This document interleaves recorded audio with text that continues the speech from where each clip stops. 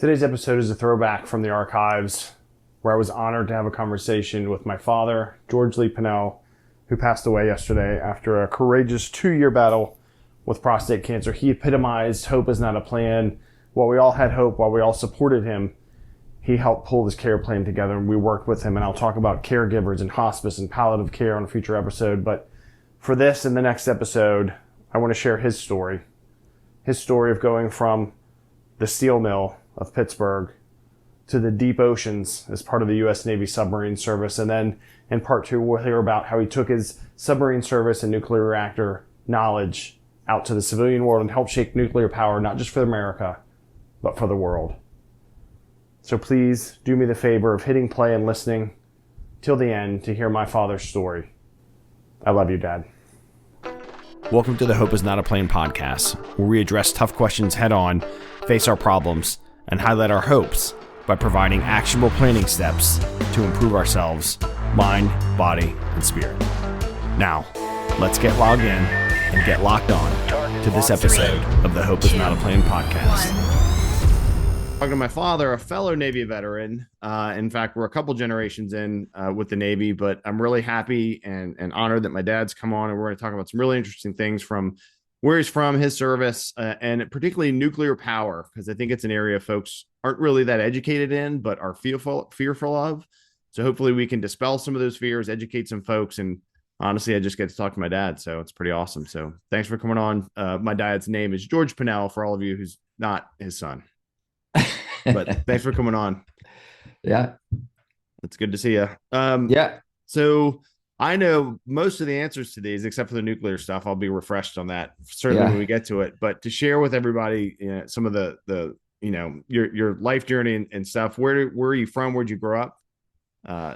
Yep. Well, I grew up in a little steel town called Aliquippa, Pennsylvania. It's about 20 miles northwest of Pittsburgh. And I grew up there with a lot of other people that wanted to get out of there because nobody wanted to work in that steel mill for 35 years. So our dads were pretty clever. They got us work in the summer in the steel mill. And if that didn't convince you to become a pro athlete or study your butt off in college, nothing ever would. So that's why a lot of athletes come out of there. I was a pretty good athlete. I didn't know my real dad. So during that time, fortunately, my mother found a guy that was a really good mentor, my stepdad, your grandpap. Yep. And so we all worked really hard to be the best we could be in that little steel town. You really didn't want to have to work in that mill for 35 years. So in high school, I was a pretty good athlete. The problem was I spent more time playing sports than studying. So I didn't do as well in high school as I did in other areas. So, but I do hold a record. I used to pitch for the high school team. Right. On one of the games, we used to only play 7 innings instead of 9. So in one game, I had 17 strikeouts in 7 innings. Holy so smokes. I think that's still a Beaver County record, as far as I know. So, that's pretty awesome. But we there's a variety of things we learned from sports, which was 1, sportsmanship, 2, how to train hard, play hard, but shake hands after the game was over and that sort of thing. So it taught you a lot of life lessons. In addition to baseball, basketball was your other big sport too. Yeah. I used to love to play basketball. So matter of fact, when we were going to college, all the guys would be home for the summer, and we'd get together on the playground basketball court in the afternoon, and we'd play 2 or 3 hours. Then we'd go work the mid shift in the mill. Oh, wow. Then we'd come back and do it again the next day. Yeah. And those were the days where it was truly no blood, no foul. Quit your whining, shoot the ball. And just go, yeah. Go. And I remember, talking about the mill and some stories and getting some, I don't know if it's the right term, if it's slag, but basically hot molten metal in your shoe or something on you, right? Some of the hazards of one of my jobs, one summer was when they pour steel, they've got this gigantic ladle.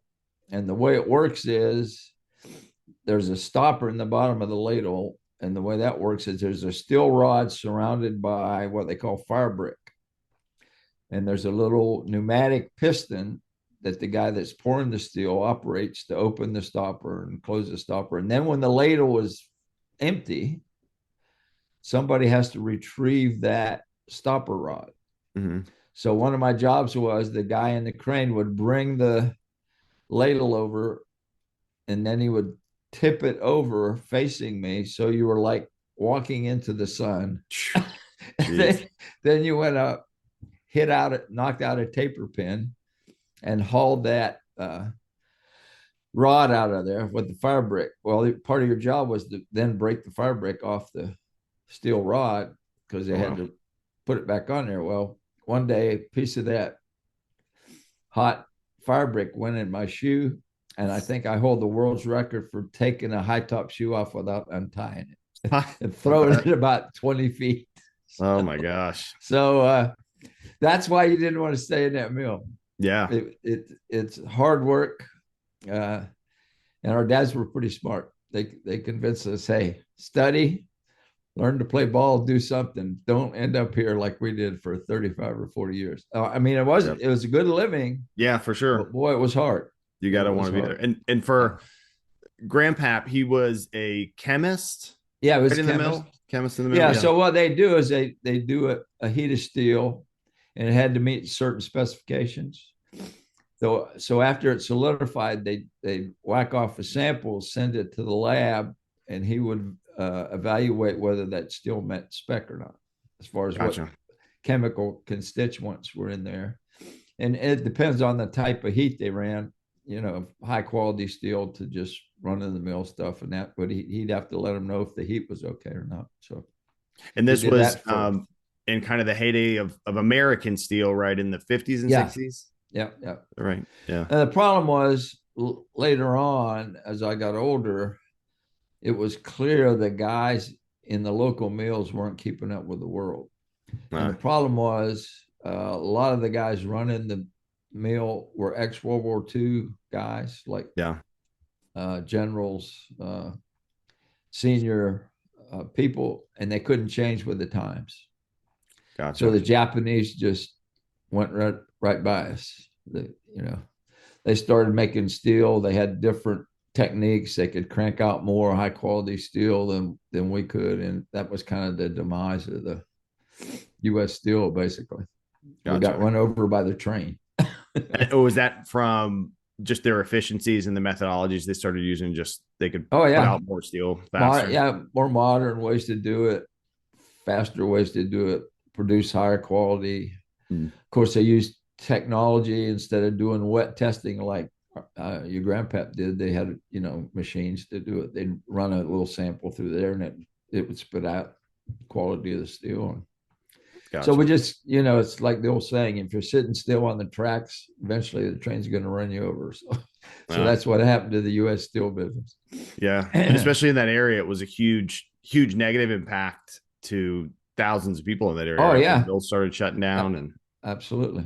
Well, you couldn't, when you're going full, when the mill was going full blast, you could not see across the river for the buildings, all the buildings. Tin mill, wire mill. No, just the buildings. I mean, you couldn't look across the river because the buildings overlapped and they were 2 or 3 stories high. And now they're all gone. It's all flat. So that's what happens if you don't keep up. Right. And realize you're in a world market, not just the U.S. market. That's what I think happened to our U.S. steel business. Yeah, that's a good point. Yeah, and even at a smaller level, if you're leading a project or a big program, and I always say, don't, as much as I'm a stickler for a good looking and well put together plan, when you fall in love with your plan and you won't let go of it, you got it. It's going to be a problem. The train's coming. Yeah. And even, when whether it's now in healthcare or in public safety, before the plans we would make, particularly with the guys you used to work with in public safety, we knew as soon as I print that, it's out of date. right? Yep. That's why Oh you have a yeah. red pen. That's why when you do a briefing and Yeah. someone says, no, it's this now. And you're like, oh, Yeah. crap. Especially Okay. these days. You, Yeah. you got to even be quicker before the train catches up to you. Yeah. Yeah. Yeah. That's true. That's a good point. So, Yeah.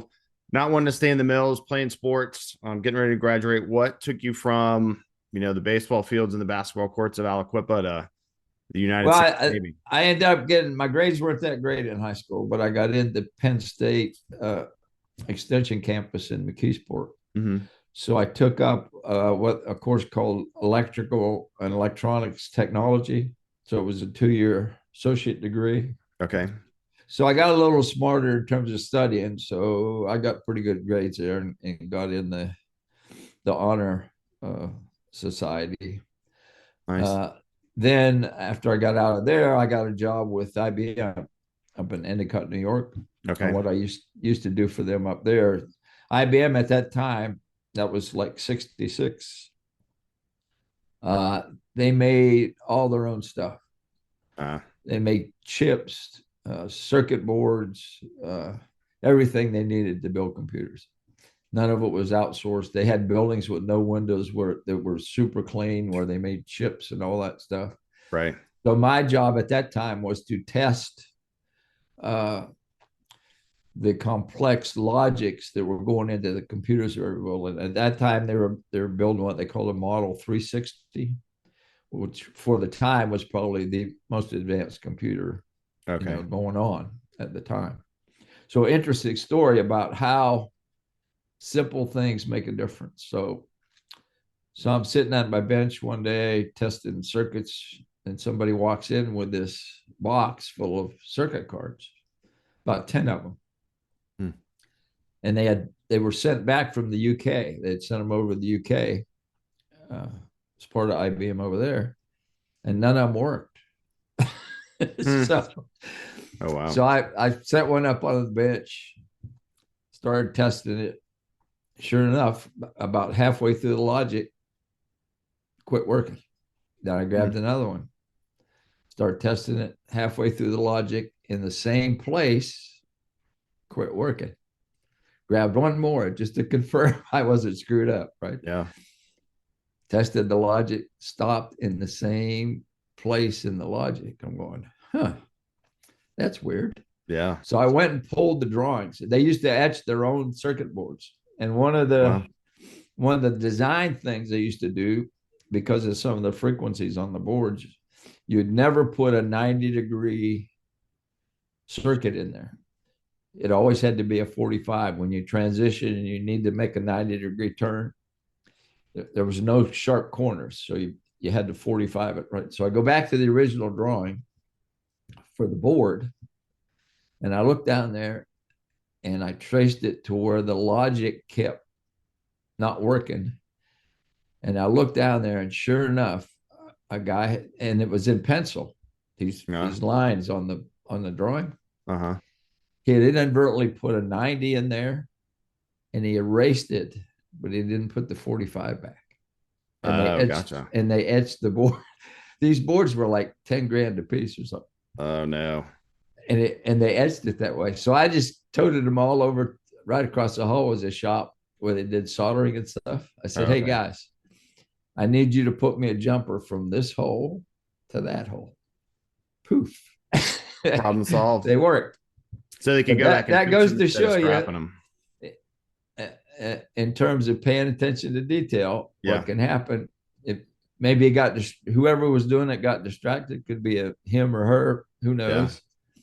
They erased it, intended to do the right thing, make 45, probably walked away and said, oh, I think I'm done. They sent it off to the etching place, and they made the board that way. So interesting. What you learn. I mean, a lot of lessons too there, right? Of when either you or maybe folks on your team, when when you feel like, or you've taken too much on, you feel overwhelmed, maybe step back and slow down. Yep. Also, if you're leading teams, and I've seen this, and I've made this mistake of not more proactively helping my team members manage their level of work. Yeah. Right. When it's too much, when you can say, hey, this is falling behind, or that's there. But also I think too, and for me, starting in IT to get where I am now, like crawling under desks, fixing computers, always started the hardware level. So to your point, going back and looking at, okay, same place, where's the place? And then with your education and background, knowing, the boards a bit, but then also Right. accepting, hey, we can fix this. So you Right. help troubleshoot it and find a solution, not just go, oh, it's all ruined and we have Oh to yeah. scrap this. So Well, you never give up. To me, the way I approach things, I was pretty good electronics technician in the Navy, but my attitude was no dumb machine is going to defeat me. hmm, I don't care what's yeah, wrong with it. I'm going to figure it out. yeah, It's a dumb machine. So something in there's busted. The tough ones, though, as you probably experienced, is the intermittent problem. yeah, I'd rather see smoke hmm, than I know where it is, yeah, as opposed to something that comes and goes. And then yeah, you got to try and chase it down or catch it at the right time and figure it out. yeah, Just like your problem in the children's hospital here recently. yeah. Something was going wacky and you had to kind of chase it down. Follow the, But yeah, look at the constants. What's the same? Is it the same yeah, place, same yeah, time? Is it not? Is it, yeah. yeah, when it's random times and locations and other Oh, yeah. things, Makes it tougher. that's super hard. But the biggest thing I've learned over time, in whatever I did, is persistence. Don't get Mhm. all upset. Don't get frustrated. Just step back a minute, just like you said, and say, okay, what's going on here? Yeah, And get some good people involved. yeah, Actually, I found in meetings, the best thing you can do, there's always the ones that want to talk all the time. Hmm. And they're probably the ones that know the least. they, Hmm. they just want to, they just kind of want to show Be out in heard. the meeting. The Yeah, ones you need to draw in are the ones that are just sitting there quiet because yeah, they probably have a lot to offer. They're just not comfortable in a meeting environment talking. So you would kind of draw them into the conversation. And sure enough, they'd pop something out and you'd go, aha, that's a good that's point. something we hadn't thought about. Yeah, And actually, I found bringing people into the meeting that were less technically oriented oh ask yeah, the best questions because yeah, they don't know what the heck you're talking about, but they're going, well, did you guys think about this? And we'd go, no, yeah, we did not think about that. yeah, But thanks for bringing it up, you know. yep. So you Yeah, it's a never great point. blame anybody. You just get them involved. Plus, they feel better about themselves when they can contribute. So Yeah. Yeah. I heard a good, Wendy and I, and for listeners, Wendy's my wife, went to an education session this week. And one of the great points, it was about kind of healthy conflict, right? Which is yeah, a yeah, tool. It's not bad to have conflict if it's respectful and all that no, good stuff. But, sure, but the tool was specifically for, there's like systems one folks, like just emotionally active, and system two, where I got to sit back and think about it and all these different, yeah, personality types. But the tool was in a meeting, kind of like you talked about, find a way to draw them in. But the way to draw them in, or kind of setting the ground rules, was nobody can talk twice until everybody has talked once or yeah, spoken at least yeah, once, yeah, right? So yeah, all the folks that are outspoken and want to, they're excited, and for whatever reason they yeah, just want to get it out there, be like, cool, but you've already said something. Let's go to John yeah, Smith. What do you think? And yeah, help and call on them, because you're right. I mean, one, especially in technology, a lot of folks like technology because they can just sit there with the technology, not necessarily with yeah, people. right, And right, but they're gosh, those are the assets on your team when you can yeah, have, for me now, a mix of clinical and technical and business folks. And yeah, we're going, hey, what's going on? And we need either the heavy technical person that yeah, doesn't really want to talk or speak up, but we need that, or from somewhere else. But yeah, so that's a great point of, if you have folks in your meetings, hopefully one, you're populating your meetings with folks that need to be there, yeah, but that if someone's just kind of sitting there, and you're like, hey, that person probably has a different yeah, perspective or a good perspective, like call on them, yeah. Well, and the then other thing too is during the meeting, especially when you're leading the meeting, it's not just all the verbals. You sit mm, back when somebody's talking and look around the table and yeah, see who's fidgeting and really wants to say something, but they're afraid. You can tell yeah, they kind of squirm in their seat or they got some weird expression on their face or whatever. yeah, And then you figure out a way to get them to respond without, that's the other thing, mm, without embarrassing them. oh right, Just try and get them to, you approach them and say, hey, John, it'd be helpful to hear what you have to say. I think mm, I think you got something to offer, as opposed to, Come on, John, say something. Right. Whole Right. different, whole different deal, right? Yeah. Elicit a very different response. I think that's, with us being remote I've been remote for 4 years, and then kind of, we had to be remote for a couple of years or a year and a half, whatever. But Yeah. the lost value of being in the same room, I think, is Yeah. huge, and in the same office. Oh yeah. But I think we can make up for it a bit if, kind of like we are now on, for folks watching this on YouTube, but as we are regularly either on a Zoom or a Teams call, or is the Yeah. value of being on camera, to me, is huge. And I think Yep. honestly should be a standard, right? If you're in a business meeting, you should be seen. Yep. Yep. Because you just get a lot more out of it. Like, to this point, I can see how you're acting, you're responding to this. Is there a Right. question? You get ready to say something, all those things you just mentioned. Yep. So even now in this, remote hybrid, and I know some companies are trying to bring folks back or are, Yeah. even remotely, you can read those things, Yeah. which I think is a huge Yeah. value. I'm a highly technical guy, but I've learned over the years it's the soft stuff that matters when you're dealing with people. It's harder to deal with people than a machine. I can figure out what a machine's doing. That's not a problem. Yeah. What's going through somebody's brain, no, not so easy. Yeah. That's a good point. Not so easy. So unlike the surface ship behind you, again, for the folks in the video, we used to call those targets. Yeah. You spent lots of time under the sea, Yeah. In a submarine in the Navy. Yeah.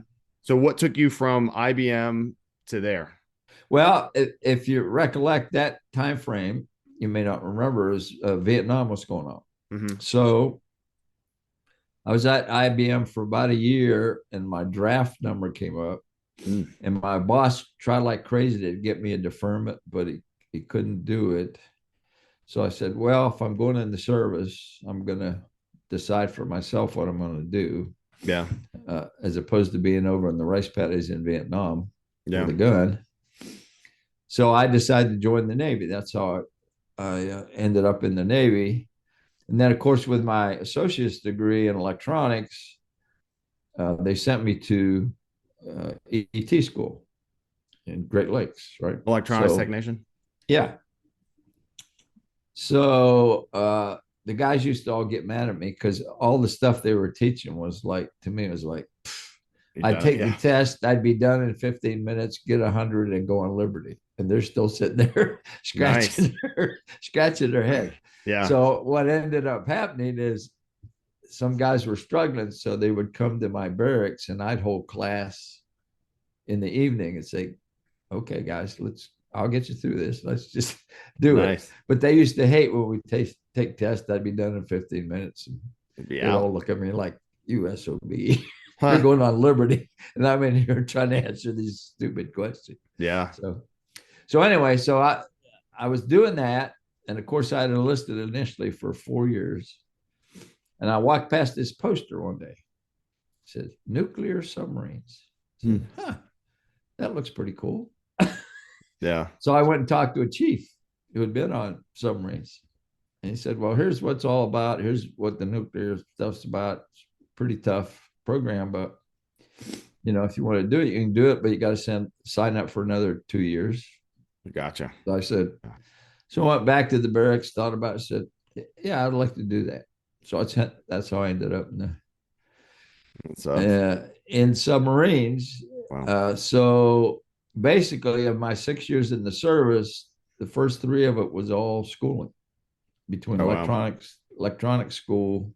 There was a little lull before I went to nuclear power school. There's 2 parts of nuclear training. One is the theoretical part. That's 6 months.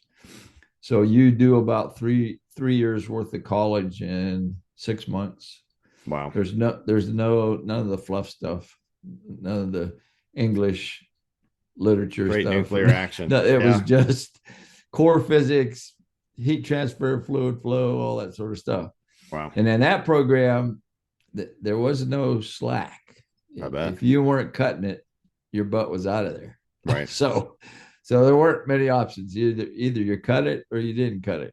Right. So at the time, your mom was pregnant with our first baby. So we were in Havre de Grace, Maryland. That's where the theoretical was. And then we were going up to Saratoga Springs. Okay. At Saratoga Springs, they have a on-land hunk of a submarine that had the nuclear power plant, and all that in. So that's where you got the Oh, cool. hands-on training. So that was a critical point in our lives because mom carried the baby 9 months. It was stillborn, and I was in the middle of trying to finish prototype up in Saratoga Springs. Right. So I had a decision to make. So, am I going to be able to hack it and get through this thing? Because that program in the Navy is the hardest one in the military. Yeah. And so what pushed me back to getting finished is after we got through taking care of things because of the baby, I went back to muster. I guess it was only a few days, and I was standing at attention, and one of the guys walked over to me and handed me a bunch of money that the guy said, volunteered because he knew what happened. Yeah. So I said, "Hey, this kind of people I want to work with." So that's Right. how I made it through that part. I just had to make a decision, and we got through that. Right. So before I went to the before I went to the nuclear power school, I was at the subtender, and because there's kind of a queue to get in Okay. nuke school. So that was about I want to say 9-month stint down in Norfolk. So I worked on electronics there were still some old World War II submarines around. Oh, wow. And so I would calibrate their electronics. And actually, I mean, I'd be up 12, 14 hours a day sometimes calibrating this stuff. It was what they call electronic countermeasures. It's a thing they raise up from the submarine, and it can detect various frequencies of people transmitting and stuff. Oh, wow. But these tuners were very high frequency. So if you had the side plate off the tuner and you waved your hand by it, you could see the frequency change in the tuner. Wow. That's how sensitive they were. Huh. So I'd work all night calibrating these things, and the guys from one of the submarines would come up and get them. And I'd go outside the shop and look over the rail. I was on the Orion at the time, and they'd go down the pier, and I'd watch them drop them down to their buddy. After you just calibrated in the submarine, I'm going, "Oh man, you guys are killing me." Oh man. But when I was on there, because of my work and helping those guys out, I got Sailor of the Quarter for nice helping them out. But all my hard work, and then they just dropped the tuner down into the guy below. I'm maybe going, threw it off a little. Crap, man. Jeez. I don't know if that thing's still in tune or not. So anyway, I got through that, and that was also the time. I don't know if you recall this, but when the Scorpion got lost, submarine. Okay. And they couldn't figure out. When I got there, everybody was kind of down in the dumps because they were trying to figure out what happened to the Scorpion. Right. And what they theorized later, there was all kind of studies and smart guys trying to figure it out, was they had a track on it, and it was going along. And if a torpedo lights off, it's got a mechanism in it that if it makes a 180-degree turn, it shuts down. That's so you don't shoot yourself. Oh, yeah, that's good. For example, if you launched one, and decided to turn around and come back at you, it would shut down. Well, they made a maneuver just like that for having that kind of problem. Well, apparently it didn't work. And later on, what they found was there was a vendor tech note that said, "We've been having problems with the batteries, this kind of battery. The battery in that torpedo is right next to the warhead." Oh, no. And the tech note was they would short and overheat. Oh. So they found the remains of the submarine, and sure enough, the side was blown out, splayed out. Yeah. It didn't cave in. So that torpedo apparently went off while it was in the sub. While it was in the sub. So and was that one of the nuclear submarines or a World War II sub? That was a nuclear one. Nuclear. Yep. Wow. Yep. So anyway, I got all through that, and that was just excellent training. Right. So I rode the submarine around for 3 years, And that's kind of tough duty. Yeah. You sometimes I was gone from you guys and mom for a week, and then sometimes a month, and then sometimes 2 months, and whatever. And it was difficult. You get people, you train people to stay on certain watch stations, Uh-huh. and you usually have 3 people qualified per watch station. So that means you stand a 6-hour watch, and then you're off 12 hours.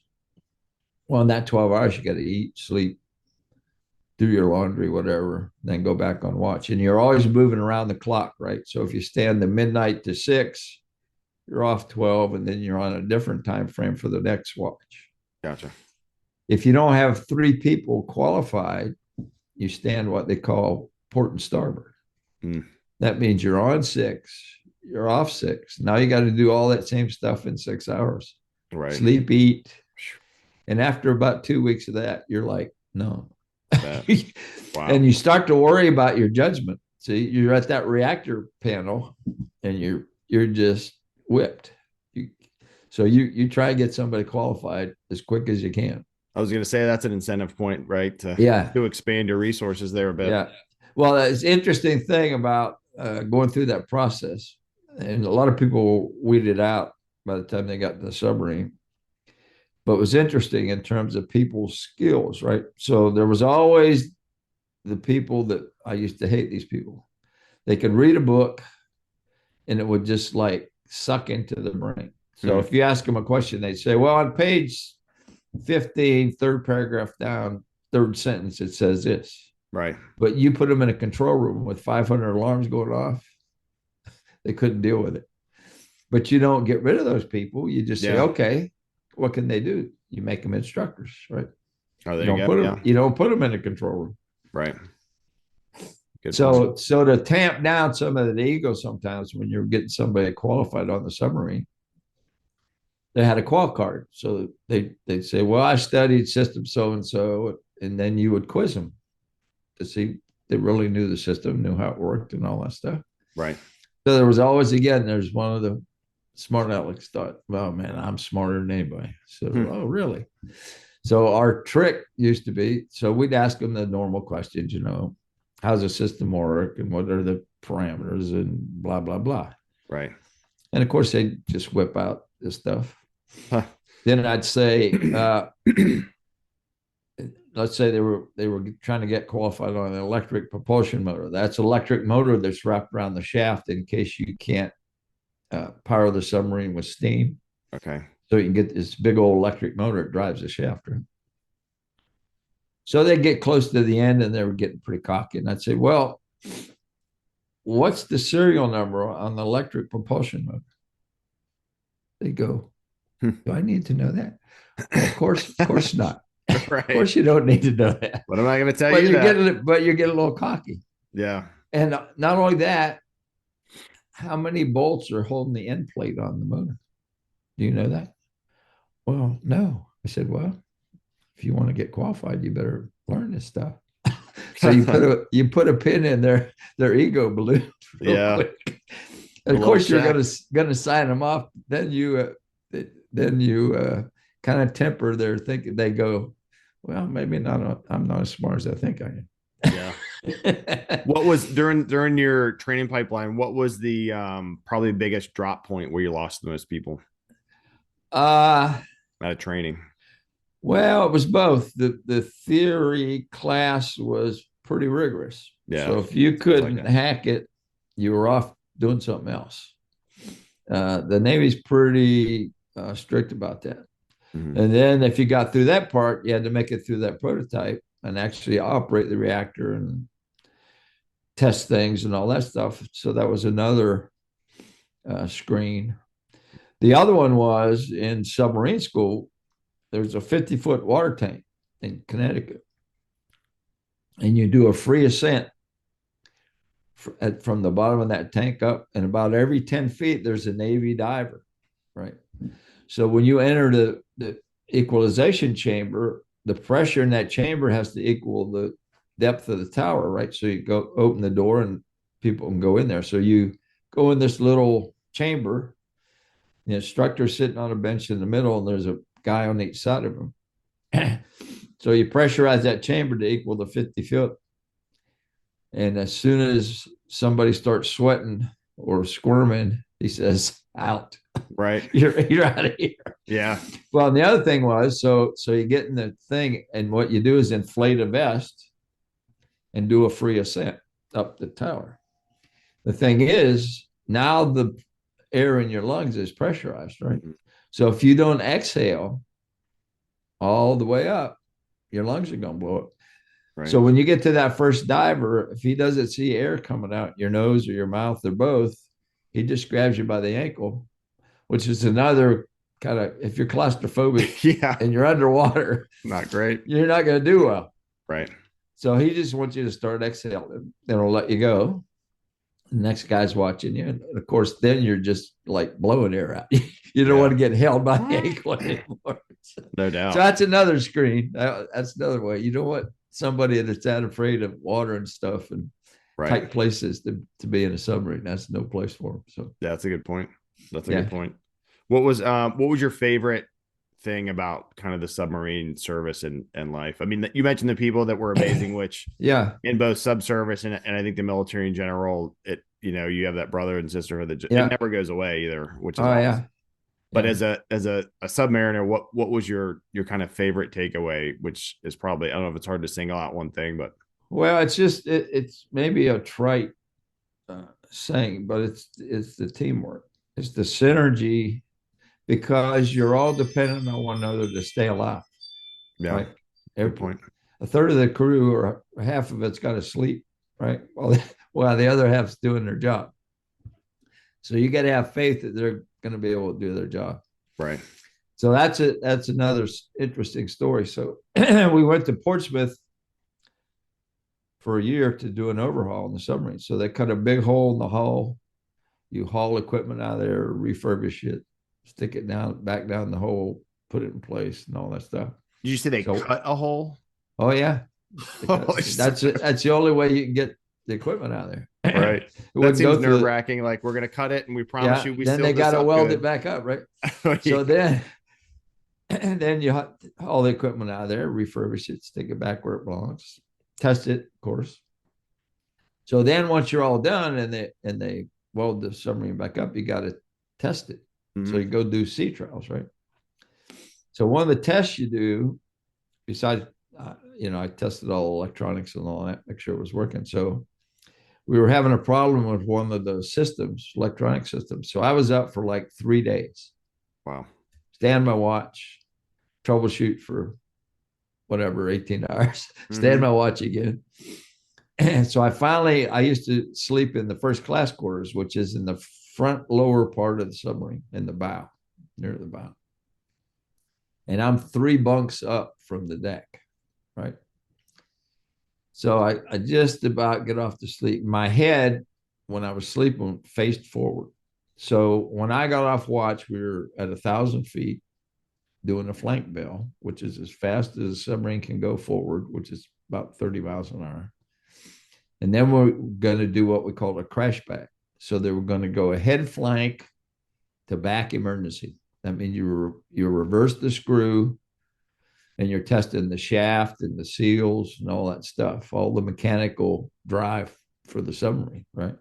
Is that just in case you're going to hit something or something's in your way? Oh, yeah, you got it. Well, I mean, you're just trying to test that all that is all the parts. So just in case you need to use it, the submarine's going to work like it's supposed to work. So, gotcha.